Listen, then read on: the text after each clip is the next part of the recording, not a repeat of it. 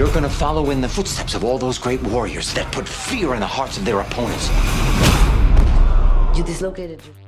Not every MMA movie ever made deserves your attention, even if you're a hardcore combat sports junkie. Let's look at the best and worst movies that depict the sport that we love and care about. Never Back Down 2008. Best.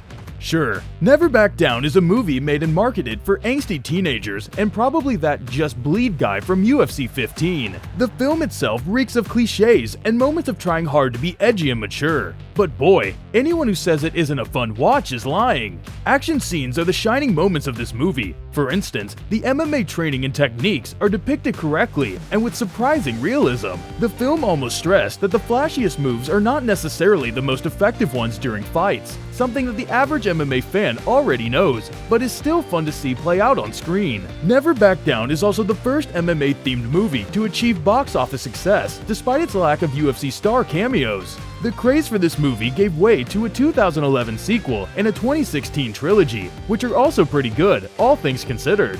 Never Surrender 2009. Worst. Pro tip: casting MMA superstars in your MMA movie doesn't make it better or more watchable. Case in point, the movie Never Surrender from 2009, which, as you can probably tell, is a sad ripoff of the aforementioned Never Back Down. The cast of this movie is loaded as it features top-tier UFC fighters such as George St. Pierre, Anderson Silva, Quentin Rampage Jackson, and BJ Penn. Put those names together on one UFC card, and you just might come up with the most legendary MMA event of all time. Unfortunately, we're talking about a poorly written and terribly directed MMA movie here. The flick is about a champion fighter who gets entangled in an underground cage fighting scene, which he joins to impress a lady he met at a club. It then turns into a tale of vengeance when the main character, Diego, gets caught in a web of lies and deceit. Sounds somewhat promising, doesn't it? Nope. The story was bad, the acting was worse, and the fight scenes were unintentionally comical. Stay away from this movie unless you feel like intentionally wasting an hour and a half of your life. Here Comes the Boom 2012. Best. It's exceedingly hard to imagine a television comedian starring in a movie about an MMA fighter's journey to the UFC. However, lead actor Kevin James, director Frank Karachi, and executive producer Adam Sandler somehow pulled it off with 2012's Here Comes the Boom. The movie follows the story of Scott Voss, an unmotivated biology teacher in his early 40s. In an attempt to save his school's wrestling department, Voss enters the world of semi-professional cage fighting and eventually sets his sight on the world's leading MMA promotion, the UFC. Here Comes the Boom is a sentimental comedy, which is unsurprising given James and Sandler's involvement. On top of that, it also has an archetypal underdog sports story along the lines of Rocky, but of course, it doesn't quite hit as hard as the 1976 classic.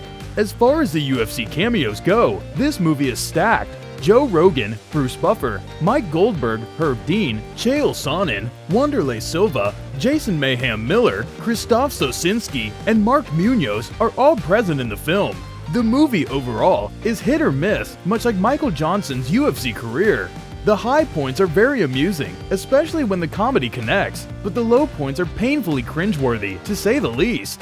At the end of the day though, Here Comes the Boom is one of the most entertaining flicks of its genre, and it's why we're putting it on the best list. Bruised 2020. Worst.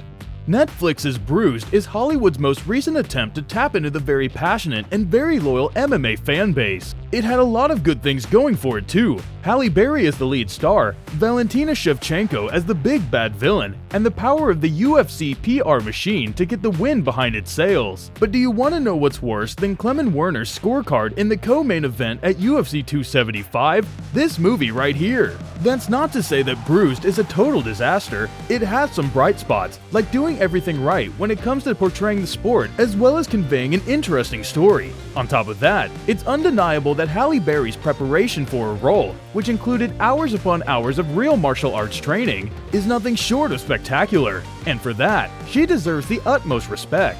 So where did Bruised go wrong? First of all, it's way too slow-paced for a martial arts movie. There are also several supporting arcs that never got resolved in the end, leaving viewers confused as to why they were shown it in the first place. However, its mortal sin was waiting until the last quarter of the film to introduce Lady Killer, the foil to our protagonist. The decision led to a lackluster final fight scene, which could have been avoided if the viewers were more interested in the lead villain. Plus, it can't hurt to give Shevchenko more screen time, can it?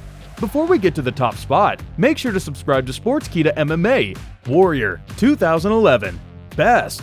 A movie about MMA often gets relegated to the high testosterone, low-brow action genre, which is the motion picture equivalent of a Big Mac served with a Monster Energy drink. Very satisfying for sure, but it's just a lot of empty calories with no nutritional value. That was the case until Warrior showed us what was possible. Gavin O'Connor's 2011 masterpiece isn't only a great MMA movie, it's a great movie period. The film was exceptionally made and featured movie performances from esteemed actors Tom Hardy and Joel Edgerton. The story also resonates with true-to-life conflicts that are very common in the lives of many combat athletes. From the struggles of a journeyman fighter to the effects of childhood trauma, Warrior takes the audience on a very straightforward, yet exceedingly cathartic journey over the course of 140 minutes. In the immortal words of renowned film critic Roger Ebert, this is a rare fight movie in which we don't want to see either fighter lose. That brings such complexity to the final showdown that hardly anything could top it, but something does, and Warrior earns it. And that will do it for today's video.